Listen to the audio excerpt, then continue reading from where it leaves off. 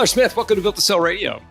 Hey, how's it going? It's good, man. So tell me about being a real estate agent, because I want to go back to like when you were 20 in California, hawking houses. I love this business, but describe that life for me. What were you doing? How were you doing it? I was 20. I thought I knew everything. I knew nothing. I still know nothing, right? I didn't even know what humble meant. Now I say that humble pie is the pastry that's never tasty. So I've definitely changed a lot from being a realtor to now. So maybe that's maturity. I hope. I tell that to my mother. But as a realtor back then, I was naive, which I think is good in a way. And I thought that, this is going to be so easy. I'm a realtor. I've got business cards. I kind of photoshopped them to look older. I literally would put them everywhere. I'd put them on the ground, hoping someone would pick up a business card. And I was eating humble pie, realizing after 2.5, 3 months, no one is calling me to buy and sell a home. So then what I did was I went out to my friends and family members. And of course, who wants to trust a 20-year-old with the single largest financial investment transaction an American will ever probably make? And so I right away learned that I need to have accountability. I'm really good with accountability. Think about personal training, coaching, diet, nutrition, etc. And so my first year, I sold one home, and it was to my girlfriend at the time's father, but I made 18 grand. And I felt like I was rich, like 20 years old, 18 grand. My buddies are all in college, living off of top ramen. And I'm like, I'm balling. Like I've made it. Like $18,000. The most I've ever had in my account was like $400, $500. And so for me, it was a massive milestone, because when you get into real estate, it's very different being an independent contractor than going to work for a W-2. When you go work as an employee, you get something called a paid check. When you are an independent contractor, and in this case, a realtor, you're writing a check to the association, to the MLS, and business cards. And I'm like, this is just so different than what I'm thinking. I mean, it's very untraditional on how we were raised, my mom and my dad. Go get a job, be consistent, go to college. So it went from rough to, at the time, the top of the world, until I realized I had to pay taxes on $18,000. And I was like, whoa, who's Uncle Sam? I'm like, what do you mean? Now, you're playing down your success, because I know that by the end of your time in real estate, you were one of the top real estate agents in California. I mean, you learned this business. Like, describe that. Like, how good did you get? Like, what was the end game? Yeah, I got really good at real estate. I got a coach. I started doing a lot of activities. I learned that time is my most valuable asset, and I can only show home buyers and sellers as many homes, as many hours as there is. So I built a team under me with buyers agents, sellers agents, listing coordinators, transaction coordinators, to where I was selling over 1,000 homes a year, top 30 in the 30 in the nation, number 3 in California, like doing really, really well. The market had a big transition, and they went into the REO market, and I found really niche opportunities with asset manager portfolios, where instead of going and getting 1 to 2 homes listed, I'd get portfolios from Goldman Sachs, Litton Loan Servicing, back then Bank of America, or Countrywide, which is now Bank of America, where they'd give me 30, 60, 150 assets at a time. I would manage those, eviction process, cash for keys, rehab. Then I would put them in the market, and that's eventually how I'd make my commission. And like, once you pay your subordinates, the people you hired to help build this empire, like, what are you clearing in a good year? After tax, I mean, I was making really good money, over $1 million. Wow. How old were you? 24 was when I first made $1 million. Wow. So 4 years later. 25, 26, it just kept going up. My best year I made, net profit, 2.6 million. Wow. Now that's also with me doing some of my own flips as well. You can imagine at that type of scale, you're seeing a lot of deal flow and opportunity. Sure. Banks are like, hey, we just want to get rid of this asset. I'm like, great, I have an LLC that'll buy it. And they approved it. And so, it was, for a realtor, I was doing really well. I was saving a lot of money. I was working though extremely hard. Like, you can ask some of my friends, they'll say there was like 3 years that literally Tyler did not Former exist. Friends? Yeah. Like they would say, like, and I'm bad now, but it's funny. People are like, you're bad at text messages, and like, I'm really bad, but I didn't even like, there was nothing back then. I was so bad that people would be like, hey, are you alive? Like, we haven't heard from you. And it was just, we were so busy and I was so scrappy and lean because I wanted my coach challenge me to have this high net income, which, I don't regret it at all. But I mean, I definitely, look back and like, I probably could have done a lot better at relationships. But I was just grinding. I mean, 7 days a week, no days off, like, hardcore, bad diet, bad sleep. And it was just like, I'm young, I'm going to do this today, So how did you come up with the idea for SkySlope? Yeah. So, I wanted something to better manage these transactions. In real estate, you have a file that's literally like this thick. And this is the paper days, paper, faxes, and all of those things. And email is obviously prevalent, but brokerages have to keep a repository of every document that has to do with the real estate transaction per their state regulation. In this case, California, that's where I was selling real estate. My broker's like, hey, you have to turn in your documents. Not only that, I had my own file personally on my desk in case a client would call. My assistant had her own file, and my transaction coordinator had her own file. Very inefficient.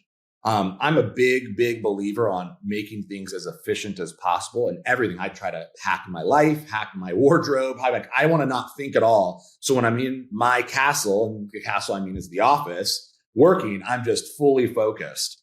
And I just saw a need that there's something that we have to manage this a lot better. And so I looked at all the platforms out there. I said, these are not going to work. They're not built with a realtor's mindset. And so I hired somebody on Elance. I said, hey, I want you to build me something.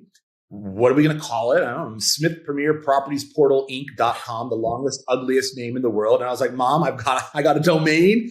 I'm storing documents in the cloud. She's like, where's the cloud? I'm like, no clue, but it's there. And I built version 1 for like $6,000, and it was literally a glorified Dropbox. You'd make a folder, you'd name it the property, you'd have all your compliance items. My assistants and admins would upload them. I'd look at them. So if a client called, I'd go click, yep, here's the document. And it was one single repository, which back then was pretty cool. Now it's like table stakes. Like, what do you mean? This is like common, Yeah, it's funny. I got a chance to chat with Jason Fried, the guy behind Basecamp, and he said that initially building Basecamp was just for our own project management on websites we were building, and we just wanted to do it better. It sounds similar in your case. You had this vision to build some software that would make your processes internally in your real estate business more efficient.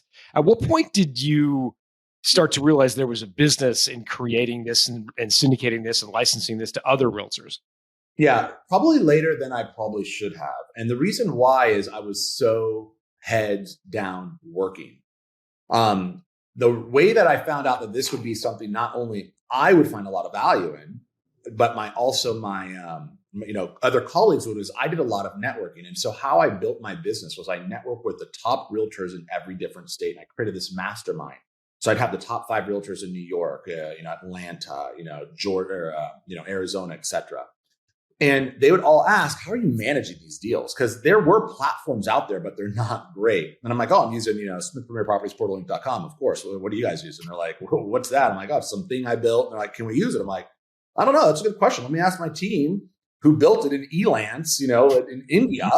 And I don't know. So I called, 𝙁𝙊𝙐𝙇𝙊𝙁, that was my gal's name, and she was fantastic. And, we still have a great relationship today. And I said, hey, I got some other people who want to use this, but I don't want them to see my stuff. I was so no tech. I'm like, are you sure they're not going to see my deals in there? And she's like, no, that's not how it works. And so I added 10 of my friends in, and they're like, this would be a great feature. I'm like, oh, I love that idea. Or this would be a great feature. And so I said, I'm going to put this little feedback thing, and I'm going to give `𝙁𝙊𝙐𝙇𝙊𝙁 and her team a budget. And I'm going to you guys tell her what to do. I click approve, then she builds it. And we can kind of do this for, if, you guys give me good ideas.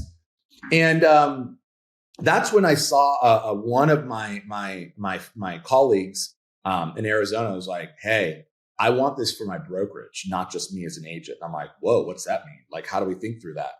And he's like, as long as you just give this to my broker, I now don't have to have my assistant print all this out and give it to them.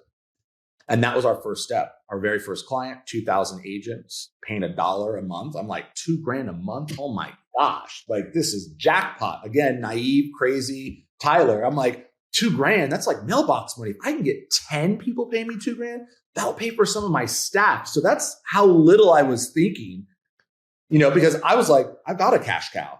I've got my baby right here. Like, focus, Tyler, focus, focus, focus. And so I landed them DPR Realty, which is still a client of ours today, Dell Milton, great guy who took a chance on us.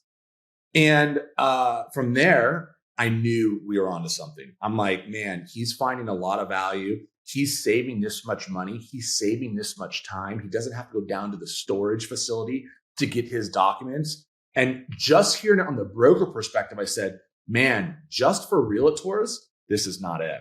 This is for brokerages. And this is something they buy and license to all of their realtors and mandate that all of the realtors use it because they're going to be more effective, more efficient, and it's a good platform. And so I would say we got a lot lucky because we were at the right place at the right time. To enter this market today is brutal. It's really, really difficult. Tyler, I want to ask you a couple of follow-up questions, in particular on pricing. So originally it was you were licensing it to individual realtors. Then you glommed on to this idea of brokerage. So the broker would buy a certain number of seats from you and then insist that as part of I understand a broker says to a real estate agent, look, as part of being under our roof, you pay us a stipend every month typically, and then a percentage of whatever you sell. Is that the way brokers typically charge? So there's several, the model's definitely changed throughout, the course of the last 2 decades. It used to be called an 80-20 split, 50-50 split, 70-30 split.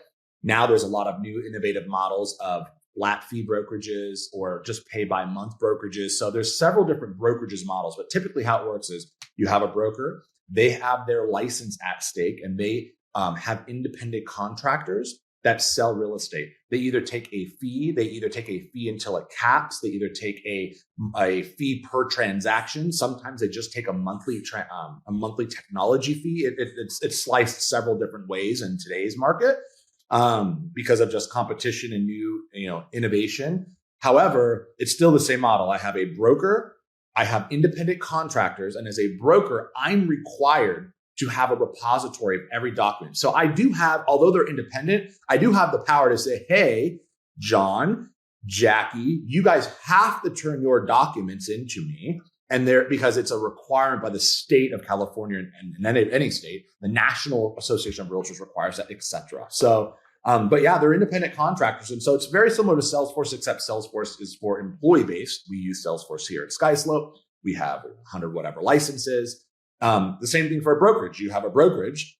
They will have a license for themselves on a broker level. They will have admins, which are typically W-2s, maybe call it 5 to 10 admins. And then they have 100 agents. They will give a license to each agent. And typically the broker pays for this.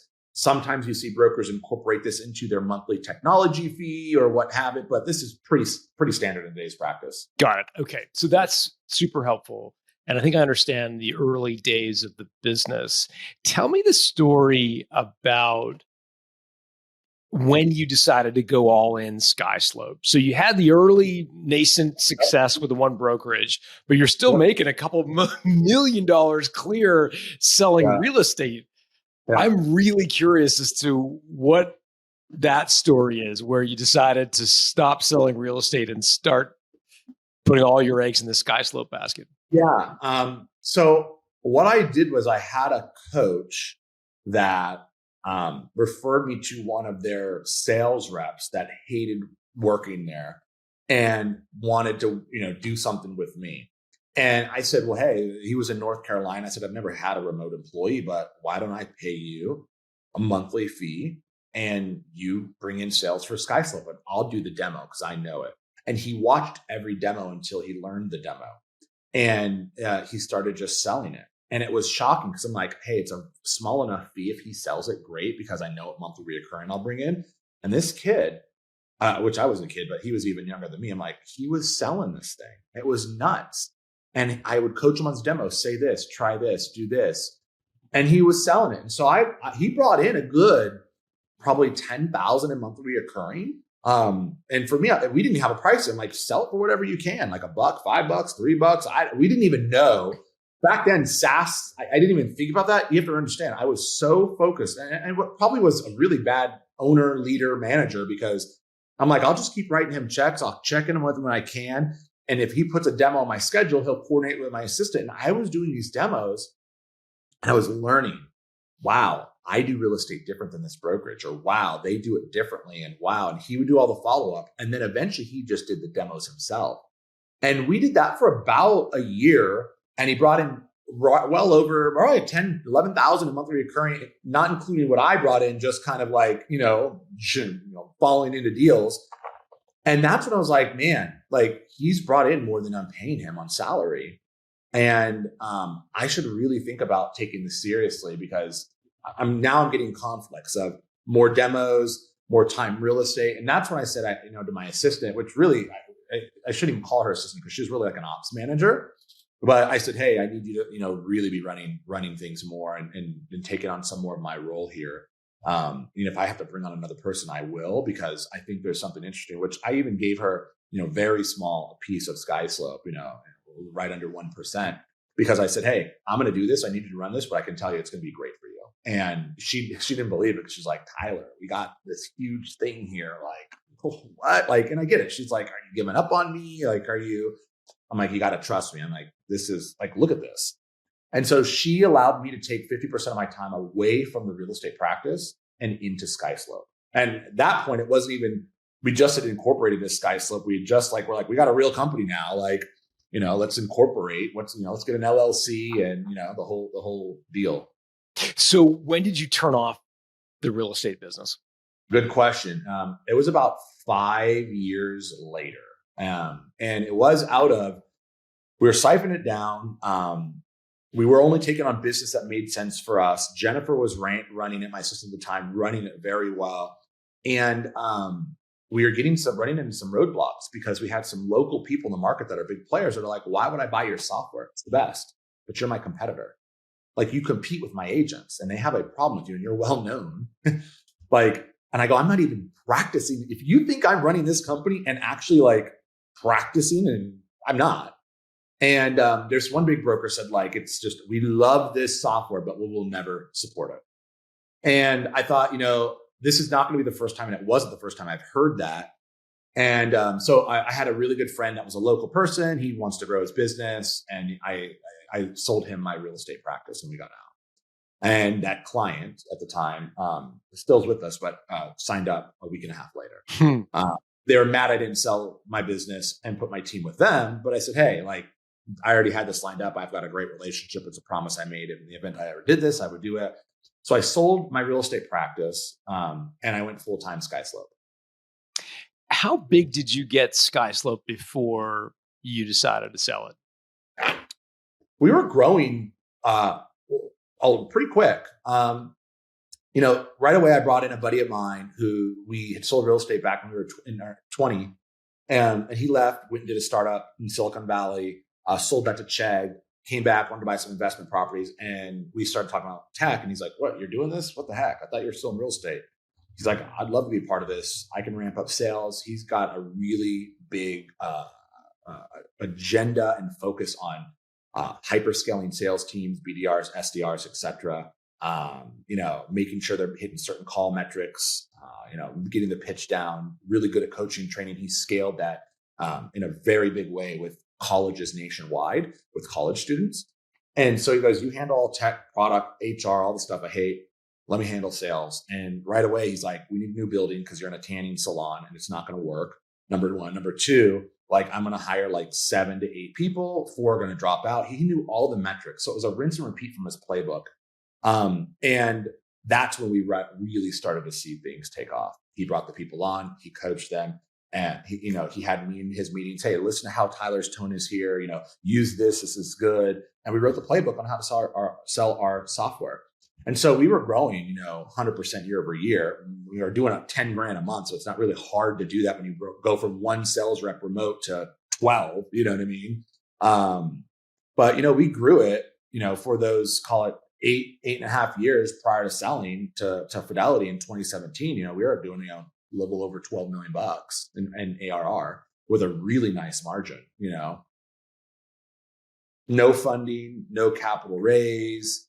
We had probably at the time 80 employees. I remember it's like 6 years ago, 5.5 years ago. So maybe 80 employees. But we were loving it. It was high growth, high startup, working late, no one, our parties were horrible, like $2,000 and pizza, which now it's like, if you don't have, Blue Bottle, you're in trouble. You know what I mean? Like, so very different, but, yeah, it was fun. It's still fun, but it was like really fun because you had everything to lose and it can be gone tomorrow and you fight so hard for every deal. How did you finance it? So walk me through, because in the early days, you were taking money out of one pot, the real estate pot, and kind of funding the team you had working on it in India through Upwork. But how did that evolve over time? You say you didn't raise outside money. So how did the cash work? Yeah. So I funded the entire company. I did really well in real estate and I saved money. I didn't have time to spend money, which is great. So I saved a lot of money, but it was a challenge. Like I knew real estate. I spoke one language really well, and I knew if I wanted to double my real estate business, I actually could have done that. I knew exactly what I had to do. It'd be a lot of work, a lot of headache, but I knew exactly what I had to do. So you have to understand, I'm giving up something that I'm so confident, passionate, and very comfortable in to do something very foreign and uncomfortable. And I'm writing checks, big checks. These aren't cheap. So when DJ goes, I'm hiring 4, 5, 6, 7 sales reps, and we got to get out of the tanning salon. The tanning salon's $1,000 a month. We're now going to the old beer bottling brewery, that's $6,000 a month, which is comical to think that that's a lot of money in today's age when I know we pay $75,000 a month for our place here and no one's in it, by the way. You know what I mean? So, But back then I'm like $6,000 a month. I've got monthly recurring of 10. Now I'm only at 4 net. So in real estate, my coaches taught me net profit, net profit, net profit. You think about any tech in the Valley, it's like burn, burn, burn. So they're constantly fighting each other. And so I funded the company. I never took a salary. What do you think you kicked in all in to build SkySlope? Like, so before it got to like cash flow positive, pay me back, I was in like $2.2 million. Wow. And so that's like real, right? Like that's my money. What's nice is I'm not writing one check. It's okay. I got to write a check. Hey, we got to bring our in-house devs and we don't want our outsourced devs. We had 33 outsourced devs. The time zone was a challenge. We had bugs. We didn't have quality control. So now we have 2 teams, US and overseas, until we were big on the US where we can get rid of them. I mean, it was challenging and it was a lot of money. And I was like not paying myself. I'm like, man, we just keep hiring. And I'm like, I know this is going to work out, but golly, like this is not how my brain thinks. My brain thinks net profit, net profit, net profit. And I'm writing checks. And what was it about having a software company that was alluring? Because a lot of people listening to this would say, lives in California, makes a couple $1 million selling real estate, probably has a nice car, nice house, family. Like, why risk all of that for this shiny ball called a SaaS company? Like that's the part that I think I need to get inside your head. Like you could have had a great lifestyle. Yeah. Why not? Like, why risk that? What was it that was so alluring? Yeah. So I'm always a big believer in just hedging my bets. And I knew I could go back into real estate tomorrow with my eyes closed. I think I can still do that today and even do 5 times my business. Like that's how confident I am in real estate. I'm very comfortable in it. I still am in it because of real estate tech, prop tech. But I mean, like it's to me, it's, there's, 1.2, 1.3 million realtors, and it's the 80-20 rule. 20% of the realtors do 80% of the business. And the reason why is because they know how to prospect and work and be, they understand they shouldn't be doing $10, $20, $30 an hour work. They should be hiring for that and they should be doing what they do best. And I think that's a really big disconnect. So for realtors, so I knew I could go back to that and I knew what it was. To me, I like to not stress. I use the word, but it's not a real word in my, I like to stress things out. When you work out, you want to stress the muscle so it grows.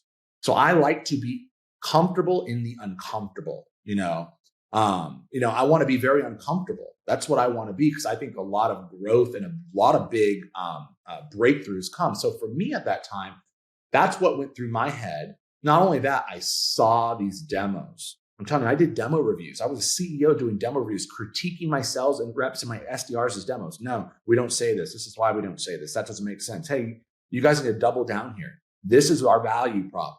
But I'm listening to these and I'm getting a confirmation back of how this product is going to really help them. And I was the product person. No one was like, hey, we didn't have a product person literally until really, we did not have a leader of product until right before we got acquired by Fidelity. Think about that. Wow. I was the product person. So I'm like, hey, we're going to build a digital signature. Why? There's DocuSign. Because guess what? We can actually say our DTM, our transaction management's our golden standard. We just give our digital signature away for free. So we can take that spend from the DocuSign folks. And guess what? They'll buy our software, which it worked. Hey, brokers can make a profit off of that. So hey, brokers, if you want to charge your agents $2 per month for DocuSign or for DigiSign, our digital signature, guess what? You're now it's a profit center. So I was always the product person. I mean, I'm still really a product, led CEO. We're a product led company in our company today. But I saw the reason why I went all in was because I saw the problem we were solving, and I saw that people liked it. And not only that, the NPS was through the roof at the time. Net promoter score. Yep. And I'm like, man, like people love this. And there's nothing else out there like it. I think the biggest thing was not only was our technology, like it was like fresh, right? It's like, whoa, this is like new. It's like, yeah, realtors are old school. Our average age of a realtor is over 50. So they're not big time on tech. We've made 4 easy buttons, and everyone laughed at it. I'm like, make it simple. 4 easy buttons. Now we're like, 4, it should have no buttons. It should just work automatically, right? But back then they were like, oh my gosh, this is so easy. And so that was the one big takeaway. But the second was we had a different model. A lot of these competitors of ours that were out in the market charged per transaction, which was crazy because I'm like, I want to predict my revenue coming in if I'm going to hire all these people. And it just seems better. I wasn't thinking the value of the company, and this is SaaS. None of that even came to mind. I was just like practical. I want to know if I'm signing up John Realty, he's going to pay me $1,000 a month. I can commit and command for a year-to-year contract. I get $1,000 a month. I love it. And they were doing per transaction. Well, brokerages weren't putting deals in that they didn't have a high likelihood of closing.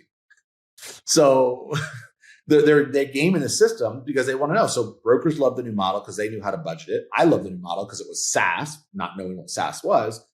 And I just knew that, guess what? This is going to be a business that's going to pay a lot of dividends in the long term. Well, let's talk about that because I'd love to get into the transaction itself. So you build it up to around 12 million ARR, annual recurring revenue, roughly 80 employees. I mean, was there some sort of like trigger that made you decide to get on your front foot and sell the business? No, I had no intentions to do that. But my COO at the time, DJ, was like, dude, we should take some chips off the table. Like, dude, you got a ton of money in this thing. And it was paying me back. I wasn't taking a salary yet, but it was paying me back. And then I just had started to take a salary because it paid me back my money and my loan. And at that time, what was interesting was I was getting a ton of inbound interest from private equity. It's pretty standard if you're in YPO, EO, you're a bootstrap company or not. You're always getting inbound interest. Hey, because they're always looking for bootstrap companies because it's brilliant. Like, I don't know everything. I'm a first-time founder. I think I know everything, right? And I built a great business, but they have a lot of rinse and repeat practices that they can infuse into the business along with capital to de-risk me to spike it. And it's a win for them. It's a win for me. And everyone wins together. And so I had a lot of inbound interest, and I had an email template that I replied back to everybody, and I said, hey, I'm super busy. I'm onto some really cool stuff. And I crafted it in a way where it kept them enticed, wanting to know more, but also dismissed them in a friendly way. And I used it on everything. It was like copy and paste. I have a different one in today's age, but I'm really big on those things because you never know. You want to leave that door open. And so when I talk to a lot of entrepreneurs, a lot of them are like, I don't even reply back. And it's like, you want to build your network. You want to build this network, regardless of what your situation is, because you never know. And you want to network with these folks. And what's great is I wanted to, because I wanted to learn from them. So I'd get on a call with them. Tell me what you can do, guys. Like, I'm willing to share some information, but give me some nuggets. And they would give me nuggets and I'd go implement them and they would work. And I'm like, oh my gosh, holy cow. And I did that with this one company Sarent Capital, fantastic private equity company. And it was funny because they finally said, Tyler, we're going to come down. Like, holy cow. Like, can we just get a deal done? Like, you keep implementing this. And I'm like, well, come down. Let's have a discussion. And I'm like, guys, why would I do this? And put something in writing. I don't want to play. You guys have given enough information. Put something so I know this is real. Because in my mind, I'm always like, don't count your money until it's in the bank. And time kills deals. Those are the two things I do know from my real estate days. So they made an LOI, and I was like, whoa, this has got my eyes. What was their number? It was like 55, 60 million bucks. But I'm like, 60 million bucks, I don't even know what I'm worth. I have no clue. I'm not doing evaluations. I'm not even thinking multiples, none of that. All I'm thinking is how to get the next client on SkySlope. What's the next feature release? So I'm the same person as I was in real estate, heads down busy. And I think that's a good lesson to call out, because I think there's pros and cons of that. There's pros because I'm a very connected CEO to the company, pulse on the market, product mindset. Arguably, I can say that's why SkySlope got to as far as it did. Obviously, we need great team members to build the products and things, but you could also argue that, look, I could have been building maybe culture. I could have been cultivating other relationships. And so I don't know what the right answer is. It worked for me. I don't know if I would do that again, but it worked really well for me. And so I wasn't even thinking evaluations. And in today's age, that's all a CEO thinks about, because they're on to their next raise. They have a board. I didn't have any of that. Like, I had advisors because I asked them to coach me and tell me, hey, Tyler, you don't know what you're talking about here, because I was self-aware to know that, surrounding yourself with your network is your net worth, right? So that's what I thought. But Sarent did that deal or gave us the LOI. And I'm like, man, I really got to take this seriously. And I had a relationship with a banker that's in our space, the prop tech space. And I said, hey, you said, at some point when I want to do something, to come to you. I don't even know if I want to do anything, but I want to talk with you about this. So we met with him, and he's like, whoa, this is a pretty solid LOI with me doing the deal. You got this number with yourself. This is crazy. You've given them a data room. I'm like, what's a data room? I've given them documents, and the data room is what, typically when you're raising money or you're selling, you put all your documents into a secure room, and, people have passwords and it's encrypted, et cetera. And so I didn't know what a data room was. Like, no, I've been sending my financials, and, he's like, well, what financials have you sent them? How is it cash based? Is it accrual based? I'm like, what's cash and accrual? Money comes in, money goes out. Whoa, you're speaking a different language, buddy. And that's when I realized, if I'm going to be serious about this, I need someone like this person, this banker. I'm so busy. I'm uneducated, to be honest. I'm a realtor. In my mind, I'm a commission check. I sell a home, I get a commission check. Hey, I sell a SaaS deal, I get a SaaS. That's how my brain thought. And so, we came on, and he had an upfront fee, which was like a marketing fee, which is really, it's really a BS fee, to be honest. But look, so did you see a BS fee? To me, it's like a blah fee. It's like, hey, we need $100,000 for marketing. We're going to do the pitch deck. And I'm like, guys, $100,000. I'm like, $100,000. I'm writing the check myself. This is my company. Holy cow. $100,000. No, we've already got an LOI. So you usually don't have to pay that fee. It's a negotiable fee. And then he had a fee to sell the business. I negotiated that down. So I'm like, I've got an LOI in hand. That's a decent offer. I can go negotiate this or shop it or go to another banker. So he lowered his fee, and we signed with him. And I said, I don't want to do a majority deal. I want to do a minority deal. If I can take a little chips off the table, awesome. And we can put some on the balance sheet. We can run. And I still want to control everything. And he goes, I know, and I hear you, but I think we should talk to strategics as well. You have nothing to lose. You can turn them down, but I think we can get the best offer from strategics. And he identified 28 people that he wanted to go out to. He goes, we're going to run a very specific process, but we need to get a lot of your financials and things in place.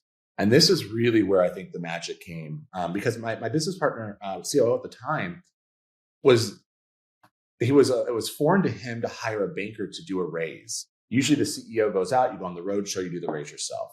And we weren't raising per se, but we were selling to private equity. And he was like, why are we paying, a couple $1 million to this guy? We can do this ourselves. My old company, yeah, that's what I did. I went on Shark Tank, I did this. And I said, no, this is the right person. I've already validated that. There's no question there. I've been meeting with him offsite, several months and months and months just at events.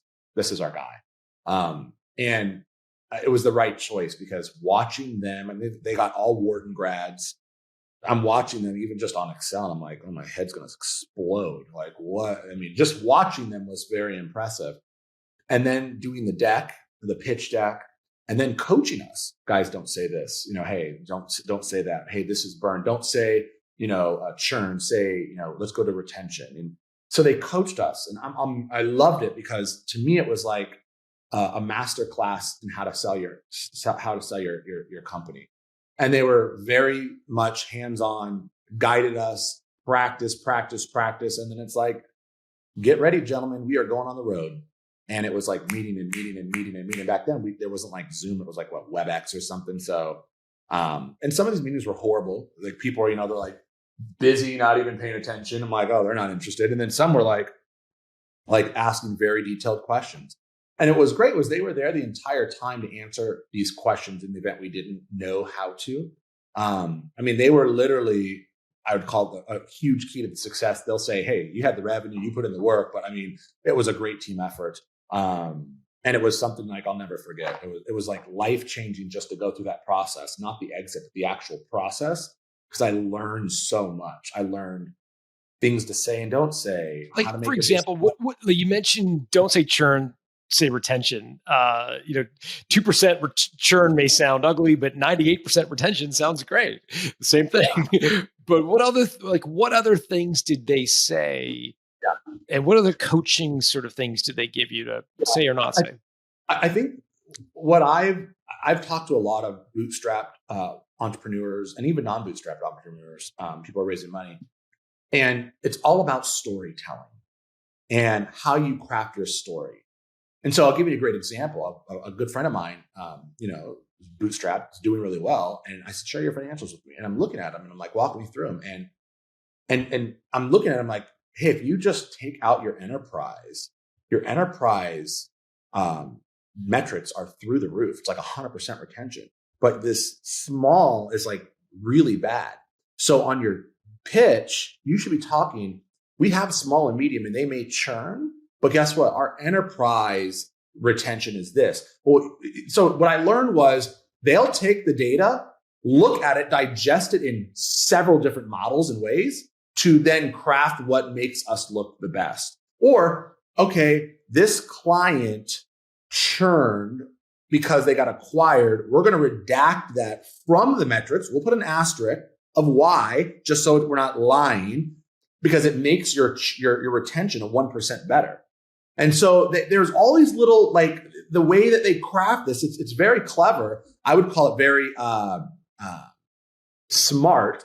I didn't go to Wharton. I didn't go to these schools, but it was so cool. It's like, whoa, like, it blew my mind to go, man, you can actually do that. It's like you're creating your own financial model. It's like, how can you do that? And then I'm like, do publicly traded companies do this? Like, it made me go, it was pretty wild to go through, but a lot of people listening might go, that's pretty standard. But back then for me, I was like a kid in the candy store. You have to think, I got into real estate, I knew nothing. So I'm learning, growing. I then get into SaaS and tech, I know nothing. I'm learning, growing. Now I'm getting into like M&A, transactions, investments, multiples, evaluations. I'm always like a kid in a candy store with knowledge. I'm always trying to train my brain and grow and stress things out so I have growth. And it was a really cool experience. So walk me through some of the numbers. So you had this offer from Sarah Capital at roughly 5 times revenue or $60 million bucks, something in that space. Yep. Chris is like, hey, we could maybe do better. Let's go to market. He identifies 30 companies, some of whom are strategic acquirers. Yep. You have a mixed reaction. Some are leaning in, others are kind of doing their email. What next? Like, how many LOIs did you get? Yeah. What was that like? Yeah. So Chris had a very detailed, Chris Goff, my banker at the time, a very detailed plan. Plan 1, we're going to do an IOI, indication of intent. We're going to kind of do a sniff test. Who's interested? So we did a pitch, 1-pager, SIM. And out of that, we had, I think, 16, I have these numbers somewhere, 16 people who came back and said, we're interested. Great. We open up a small data room, not a big data room, small data room, schedule pitches, do the demos and the pitches. From there, we got from IOIs, we got LOIs. We had, I think, 9 LOIs. And some of those LOIs, it's like, this is never going to close. This isn't going to do well. Hey, these people usually go, bad valuations. But what was interesting during this is we got a slew of different ranges. We had 3 strategics at the time. One of them was the highest offer by far. But Chris said, and I agreed with him. He's like, this is never going to close. Trust me. It's just very corporate ran. You want to run a tight process, and we don't want to fall out. And I think the likelihood of them closing is going to be low. They don't know how to do due diligence on a tech company. This is their first step into tech. It's going to be very tough. I think they just threw it out there. I don't think we should do it. And I agreed with him. How much more was that offer than the one you ultimately accepted on a percentage basis? $21 million. $21 million higher. Yep. So effectively, here's what I'm hearing you say. You walked away from an extra $21 million because you did not have confidence that that would close. Therefore, time kills all deals, and you worried the whole process was going to blow up. Yeah, they just had their M&A team had just transitioned. They made it very clear that they're busy. I mean, they gave us all the indications that, and they made it very clear they would need a 90-day due diligence. The writing was on the wall. Could it have closed? Sure, potentially. We looked at it, and I mean, again, this is why I think Chris is great, and why a banker, anyone in this situation is great, is he ran a pro forma on the likelihood of it closing. He had his Wharton grad, to do that. Hey, this is their stock price. This is where they're at, cash in the bank. This is how much debt they would have to do. They just had, he ran a whole model on this, which was shocking to me. And I'm like, yeah, you're right. We can't do it. So we exited that out. We had 2 other strategics that came forward. And then we also brought Cerent forward, got KKR, got rid of them, got rid of some others. So we brought Cerent forward because we love the guys there. They're fantastic. It's a great private equity company. And we're like, maybe they can come up, maybe they can put more skin in the game because we wouldn't mind. We like who they are, and if they want to pay more, great. So at that time we had a company by the name of Cerent Capital. We also had a strategic Fidelity National Title, the largest title company in the nation, publicly traded. And then we had a company called Lone Wolf, which was a Vista portfolio company, which, as everyone knows, Vista has heard of them, one of the, called the flagship of private equity. Or one of the flagships of private equity at the time. And so we went and met with all 3. We went through and opened up more data rooms and went through additional due diligence. And now it's time to enter into exclusivity. Exclusivity is, hey, I'm committing to you that I'm going to, not go out and continue this process with anyone else. I'm going to have a certain time frame for this exclusivity where it will end, and then I can do what I want. But I am committing to you. We are getting married for a point in time in which I'm not going to date, and you have the right to walk away if you want, if you find something of not that raises red flags for your investment. And right before we did that, we went down and we met with a lot of different people. So one, we met with the Vista team, fantastic team, and they told the whole story. And they're really good at selling. What was really appealing to them is they go, we have a rinse and repeat playbook. You're going to get through boot camp. I'm telling you right now, you're going to meet with all of our other CEOs. You're going to be network with some of the best. You're going to learn our best practices. You're going to get into our proprietary best practices books and understand how SaaS works, why we do the things we do. And that was really compelling as someone who loves to grow. I'm like, that's like a 10 out of 10. They also said, hey, we're all about cash flow, and we know how to make money, and we know how to return a really good ROI to our LPs. So just so you know, this is what we would be asking you and be requiring to do. And it was very, very specific. And it was, I didn't have a good appetite for it. I knew I could do it, but I didn't have a really good appetite. What were they asking for? Certain employees were going to fire. Everyone's going to go through they don't call it a personality test or an IQ test, but they're going to go through a test. It's one of the best practices. I actually love it. It's like, hey, we're going to test every employee. So if an engineer doesn't pass, we're likely going to get rid of them or move them to where they need to be. Or a sales rep is not supposed to be a sales rep. We're going to move them where? And you can't argue this. It will be a requirement. So they made it very clear that these are the four walls you get to operate in. We're paying you money. We own you. You now are going to follow our best practices.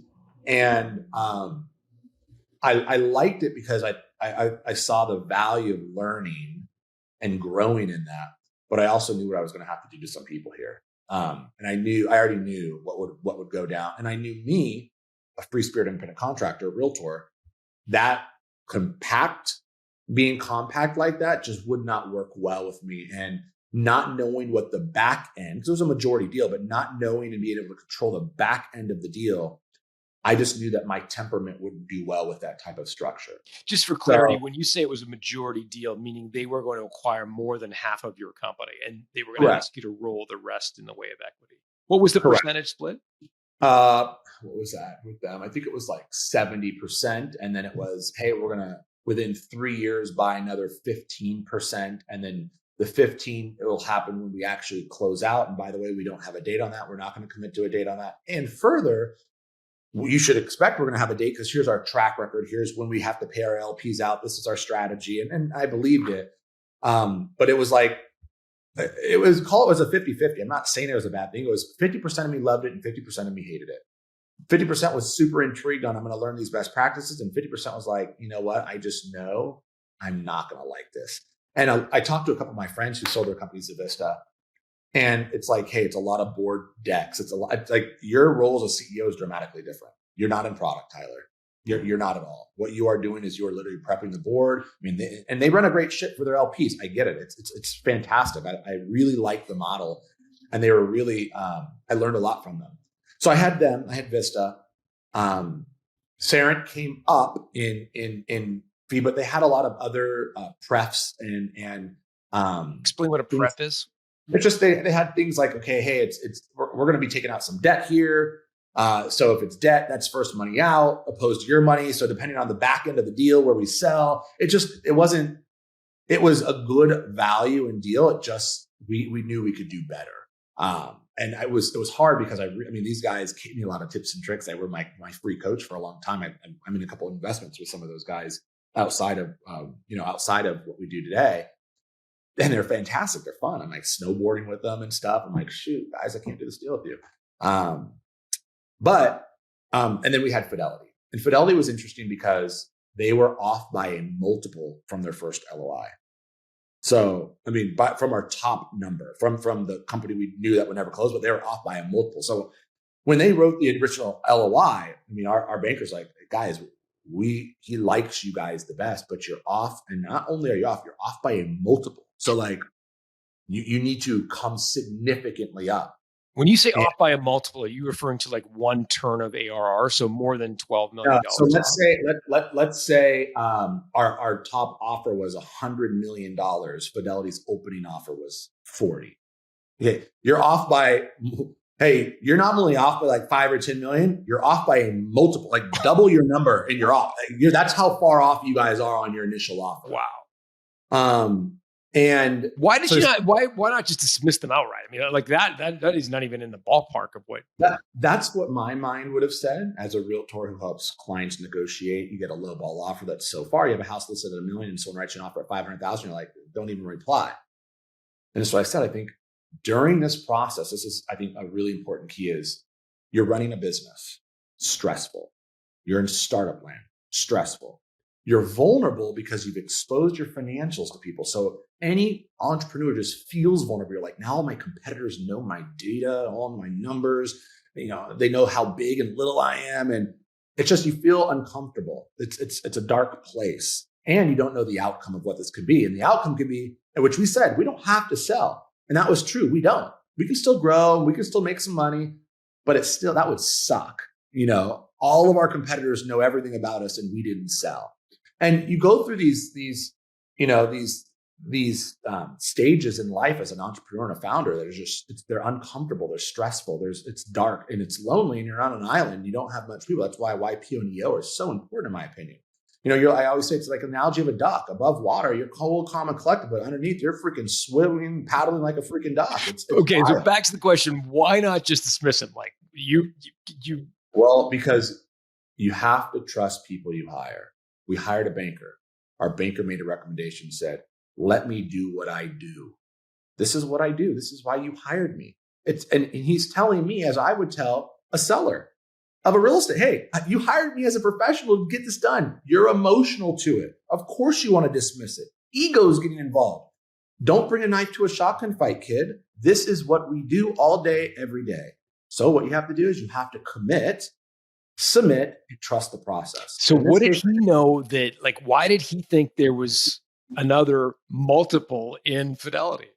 He's a good banker. He's got a very good pulse on him. He runs, I'm telling you, he runs I've been on the other side of the deal. Let me give an example. I'm trying to acquire companies and he's the banker. And I'm like, I hate you as the banker representing the seller. I don't like it. It's not fun. I know your tricks. I know here he's very strategic with what he says, what he doesn't say. He listens very well. He will go silent at sometimes. The art of negotiation where I'm like, what the heck? Did the Zoom go out? What's going on? Why aren't you talking? Now I'm the loser who's talking, right? So, and I know all this because he taught me it when we did our deal. So he's smart and calculated. And he said, let me do what I do. And so he called and said, well, here's the deal. They haven't come up, but they want to fly you out to their Montana ranch. I'm like, huh? Montana? Like, what do I wear? What's going on? I've been to Montana. So they fire up the jet. We fly down to Montana and meet, the whole executive team and the founder. And so they had a private jet they flew you on? Oh, yeah. Yeah, they're publicly traded. We go down there. We meet them. We're sitting on their dock. We've got all the execs from Fidelity. We got Bill Foley, the founder, who these guys are, your first impressions, like, is this just like, blue suit, gray hair? I mean, these guys are some of the hardest workers I know. It's crazy. Like, it's a fantastic organization. And Bill's done a really good job over there. And so we're sitting on his dock and he's like, oh, tell me what we're doing. Why we're doing it. Da, da, da, da, da. And I was like, great. Love it. Done. But wait, you're half as much as the other guys. You like, what did you? That's what I do. But Chris Coachin said, don't talk price. Don't even mention it. Say, hey, don't even mention offers. You just go there and wow them with bootstrap, real estate related, your vision. You do not talk anything else. So he coached us very strategically on what to do and what to not do. So we're out there golfing, fly fishing. We're on ATVs. I'm like, man, I can really see us getting squat out here, man. This is cool. Like, wow. I mean, we're on a cattle ranch. I'm like, I'm in heaven. I'm like, so we're recording ourselves like, dude, like if this deal doesn't go through, we're never doing this again. Like, it's just like. But hold on, I got to push back because, like if you had taken even the Sarah deal, which is an enormous amount of money, you could have bought your own ranch, your own fly fishing gear, your own ATVs, your own airplane, and funded the whole thing. You didn't need this Fidelity company to do any of that stuff. It was cool. I mean, these guys were flexing, no doubt. But watching what they were able to do, you're like, man, this is like, you got this whole 6,000 acre ranch, freaking working, slinging title insurance. Like, that's hard to do, Did did Bill ask you what you wanted? Did he ask for your number? No, he's a really smart person. This guy owns the Golden Knights, Black. I mean, he's done a ton of crazy stuff. I'm a rounding error. Like I'm toilet paper for the company. I'm rocket fuel for their jets. So to them, he didn't ask that because he's like, I got guys that figure that out. He's not getting into the weeds. There's a billionaire. Like, I'm sitting in front of a billionaire. I've never sat in front of a billionaire at that time. I'm like, this is freaking a billionaire. Like, holy cow, super laid back, just a really nice guy. And we didn't talk numbers. We go back and Chris goes, well, they're coming up. I'll have the answer in the next couple of hours. You did a great job. Talk to you soon. I'm like, that's it? And they came back, went from a little over $40 million to $82 million enterprise value. Wow. And so now you're like, wow, that's crazy. Okay. So $82 million. So now it sounds like they're kind of in the same ballpark as the Vista guys. They are. Yep. And now it's, who do we want to be with? So now this is where I think the banker comes in and it's really, really helpful. Chris knew us very well, knew me really well, and really coached me like a mentor, throughout this process, really cared about us. and really protect it. He could have just said, let's get the deal done. He's like, no. So we did the work. This is now the second leg of the work. We're going to keep this a really tight process. And the story is, you're bootstrapped. You don't have time to take away from your day-to-day. You're a hands-on CEO. They have to close this in 30 days or it's not going to work. So we're going to give them 25 days exclusivity, and we'll give them a 5 to 10 day extension in the event they need it. I'm like, is that even possible? He goes, we're going to make it possible. We're going to run a very tight process. So that's number one. Number two, your biggest concern is, hey, is this company going to overnight tell you need to move to Nevada? And now, your business is disrupted. Like, we have to protect the back half. So they acquired 67% of the company. And so we need to protect that back half. How are we going to do that? And what was great was we had another meeting with Bill and the team in Napa. And he goes, what's important to you? Because, you got all these crazy terms. I said, what's important is that, look, I mean, you believe in me. You've said that to run this company and to bring it to the promised land. But I need to make sure that I'm not getting handcuffed at every corner. And he didn't want to share that either. At the time, he wasn't going to acquire it through that entity of Fidelity. There was another entity he was going to do it, and something must have happened. I can't remember what happened at that time. But I didn't want to get corporate. So he says, what if you report to, me and my team? And that way you don't stay in the corporate realm. And, you got to hit numbers, you got to do things. But I'm like, I'm in. Clearly, I'm like, yeah, we're fishing and I'm reporting to you, like, sold, But, what's important, I said, what's important to me is that in the event I feel that you're not holding up to your end of the bargain, that I can walk away with some preferences that we both can agree on. And so that's what we did. So we wrote the way that we wrote the purchase agreement, the operating agreement, my employee contract, et cetera, was, hey, we cannot call within 5 years. They have an anniversary year 5 through 6, anniversary year 6 through 7. We cannot call you. So in year 3, we can't say, we're going to buy your shares, Tyler. We cannot do that.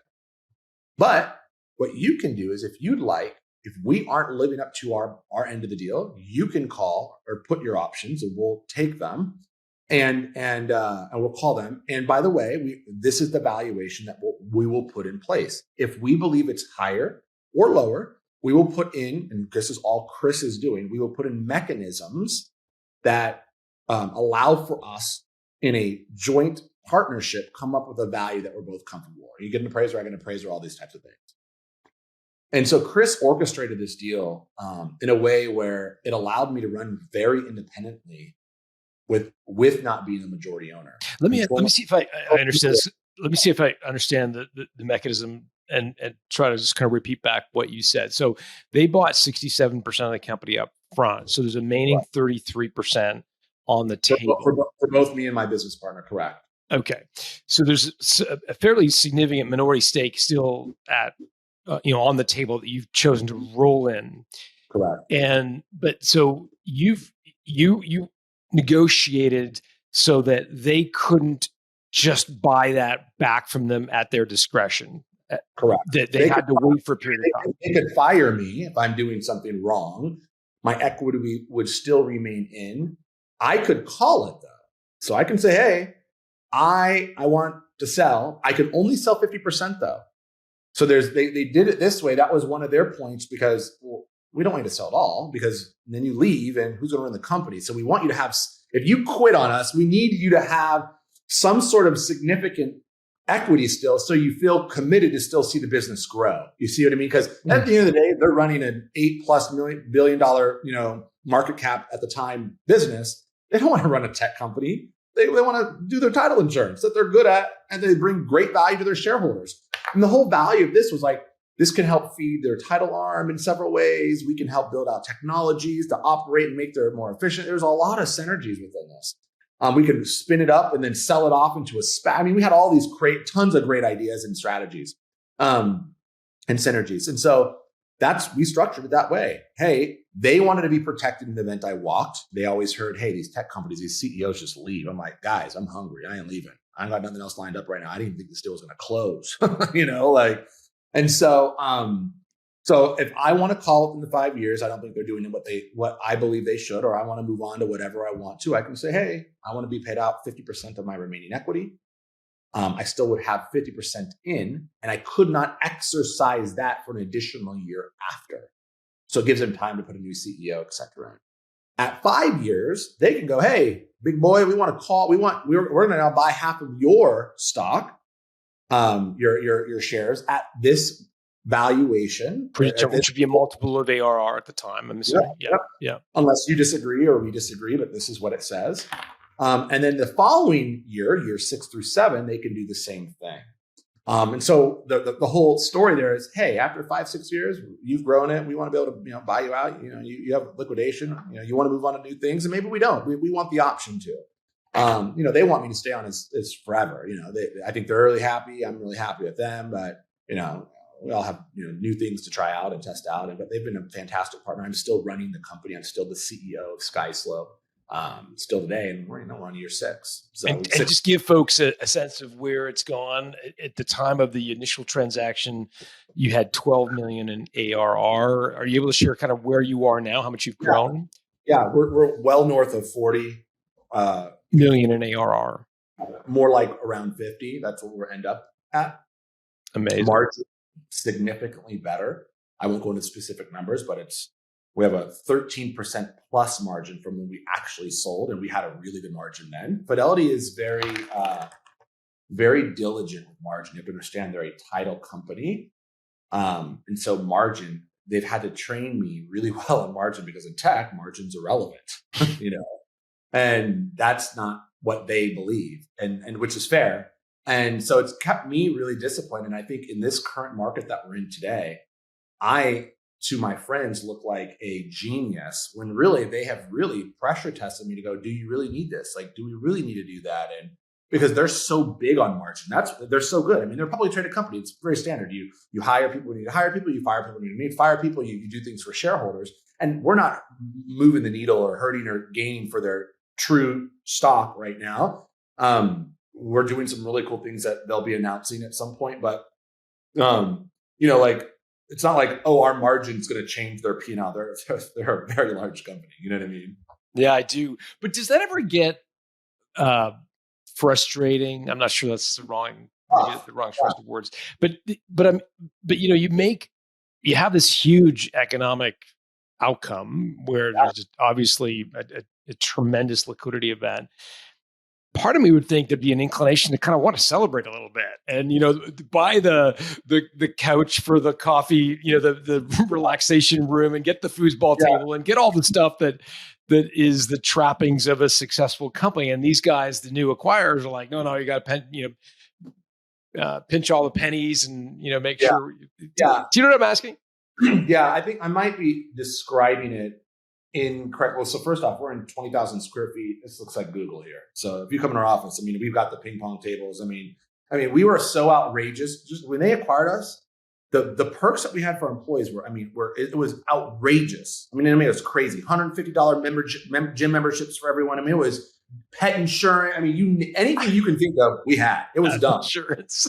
It was dog walk. It was, dude, I can't even go through that. $60,000 a year on La Croix because people like sparkling bubble water. It was wild. Like Kindles. I can't even, I'm going to go crazy thinking about it.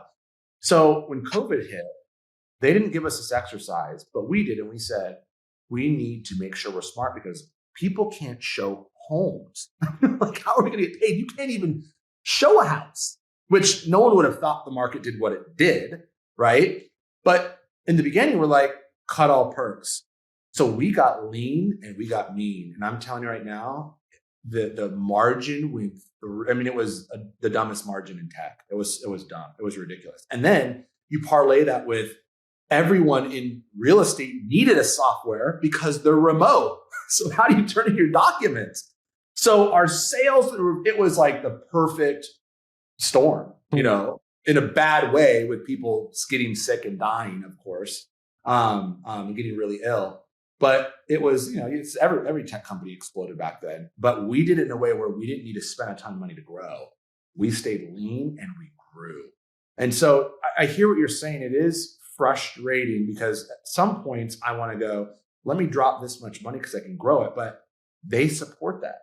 They are fully like, if you want to drop $1.5 million, they don't even say, you don't even need our permission. We expect you as the CEO to run the business.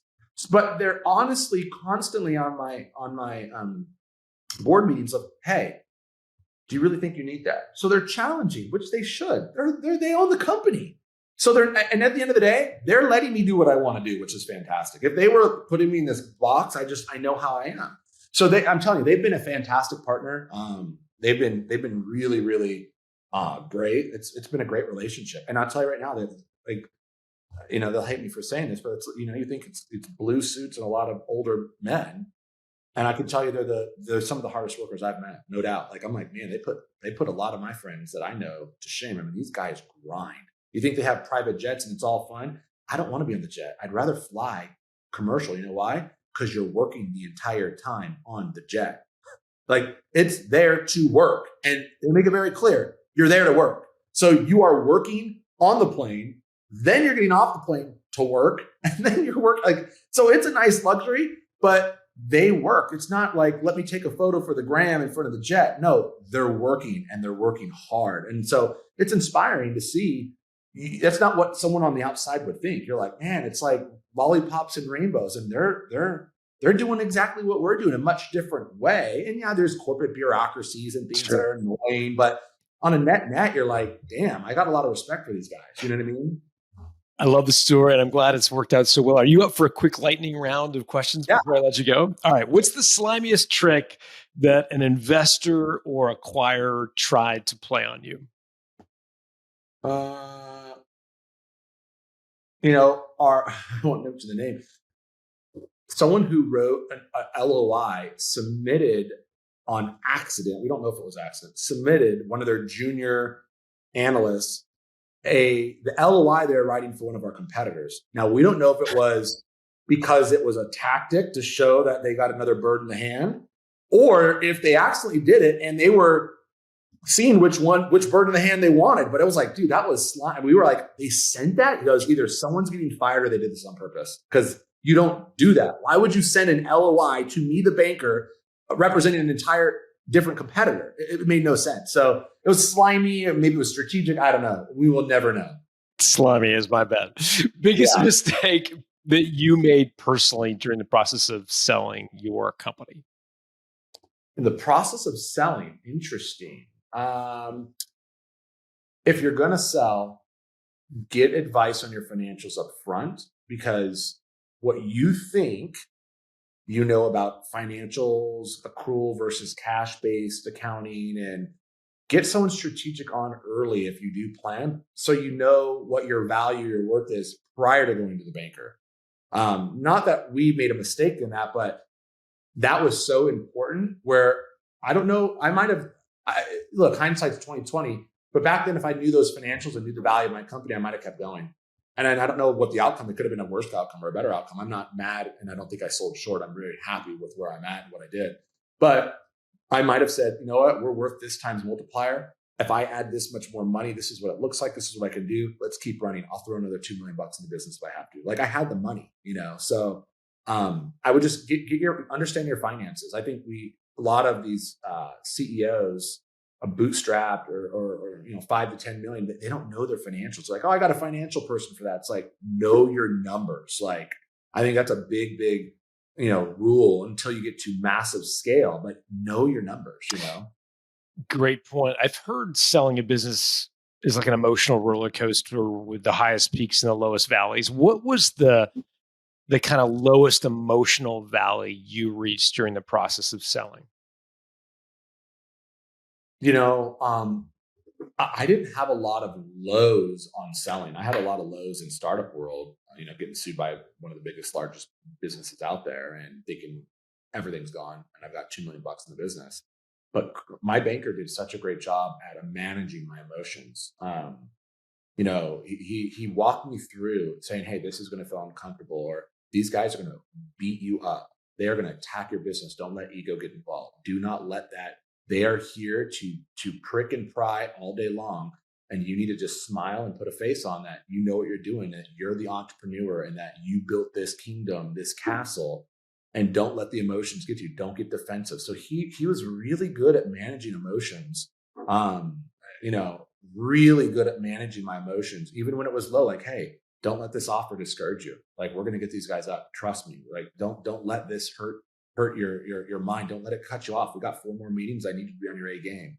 And so he did a really good job at that, to where it got fun. It's like, hey, here's a key word I want you to try to throw in your pitch to see. So now we played little games, and so it got to be really cool. Look, I'm sure there was a low. I don't recall it to being the lowest low, but I can tell you, I think it was because he helped really manage the emotions during this process. What about the high? Do you remember the highest moment you reached? Yeah. It's funny. It wasn't even the sell itself. It was actually, that was a little just depressing. You think it'd be celebratory. It felt uncomfortable, to be honest. I think what was the high was doing these pitches, leaving knowing that you left it all on the table. Like, you crushed it. And we graded everyone after. What did we do good? What did we do bad? What could we have changed? What worked? What didn't? I mean, we ran a process after the process. You know what I mean? And to know, I remember we went to the Vista guys and we left them in Texas and we walked out of there. I have all these recordings. I need to pull them up. It's like, how do you feel? What emotions are going through? And sometimes you'll watch those back, like, man, I was on cloud 9 after that. Like, we killed this. We said this so well. Oh, they didn't even know about this. We showed them some sizzle here. Like, so those are the highs, the process, the journey, not even the sell. It was the journey of doing that was just so cool. It was so fun. That's awesome. That's awesome. How did you educate yourself about the process of selling your company? I know that you leaned heavily on Chris, your M&A advisor. Was there any other resource that you turned to EO or YPO at all? Or were there other books or anyone that you kind of turned to, or anything you could point our listeners to educate themselves about selling? Yeah, both YPO and EO, with people that had an exit. Not everyone has one, and not everyone has one of that scale. It's a pretty big scale. And so, look, I did the same thing I did in real estate. I went and met with the top entrepreneurs or top realtors in every state. I did the same thing of, hey, you sold your company. I asked for a big list of everyone that my banker went through. Hey, before we even signed the deal, like, show me references. I want 10. 10. Yeah, I want 10. Just give me the name and numbers. I'm going to call them. I don't even want you to call them. I'm just going to do it myself. I'm a machine. And so I'm like, why did this work? Why do you like them? Why didn't you? Why did you get a deal done? So, I mean, I did that. And then throughout the process, I stayed in contact with those guys. And so for me, I used that as like, how can I make sure I am talking to the right people? Again, my message to everyone is like, people forget about networking in today's age. It's like, it's crazy. We're in this digital age. We don't network, but I get so much value out of experience sharing with my EO and YPO group, going on trips, going on retreats. And sometimes we're busy. We're like, I don't want to do this. And every time I'm like, I don't want to go to my meeting, I'm like, oh my gosh, that was the best meeting ever. I can't believe I almost missed that. Like, oh my gosh, I have these 4 big takeaways. Oh my, that's a great idea. I'm going to go implement it. And we forget that because we're so busy in our day to day. And sometimes we got to take our head out of the ground, breathe, and switch it up and get inspired. And I even do that to go, let me work in a different location.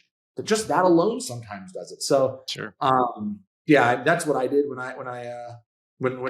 I networked and how I understood and got through and talked to other people who went through the experience. Last question. You sell 67% of your company at an enterprise value of $83 million. I'm hoping there was at least some trophy you bought yourself to commemorate this win. I'm so bad at this. Like, it's, I'm the worst. I'm working at this constantly. I've bought things, no doubt. But did I have the big party? No. Did I buy the big thing? I bought nice things, no doubt, but I didn't.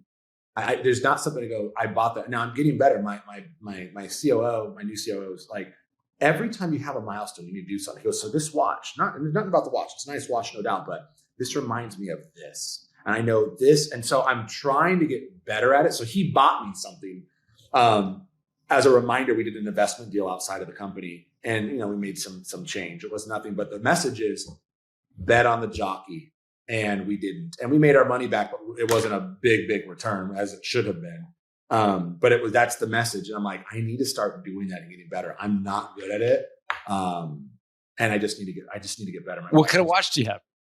Oh, well, right now I have an Apple Watch, but I have several watches. I'm Function, so it's like I have all these nice watches.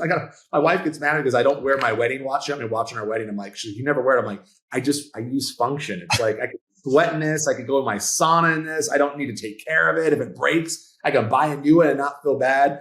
But those I think that's important for everyone. I think it's a good question. I think everyone should do that. There's a book that's all about, die with zero. And it's like, hey, what are you saving for? I can't wait to come to your party, Tyler. Like, because what are you saving for? Like why? Not saying blow through everything, but like live a little bit, what's the balance of living and being healthy and saving? But like most people are saving for what? The rainy day, then get insurance or get an annuity, or he has an excuse for everything. I constantly am trying to remind myself of that. So it's an Apple Watch. It's an Apple Watch. It's the big trophy. Got it. Okay.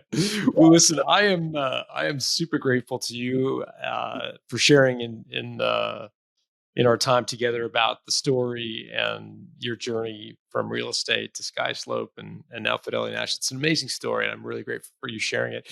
Where can people, if they wanted to reach out and say hi on social, are you a LinkedIn guy, more Twitter guy? Big time on LinkedIn. Tyler Smith. I'm with SkySlope. I'm on Twitter, 𝙁𝙊𝙐𝙇𝙊𝙀, 𝙁𝙊𝙐𝙍. But yeah, those are where I'm most active. Awesome. And we'll put all those links in the show notes at builttosell.com. Tyler, thanks for doing it. Yeah. Thanks so much.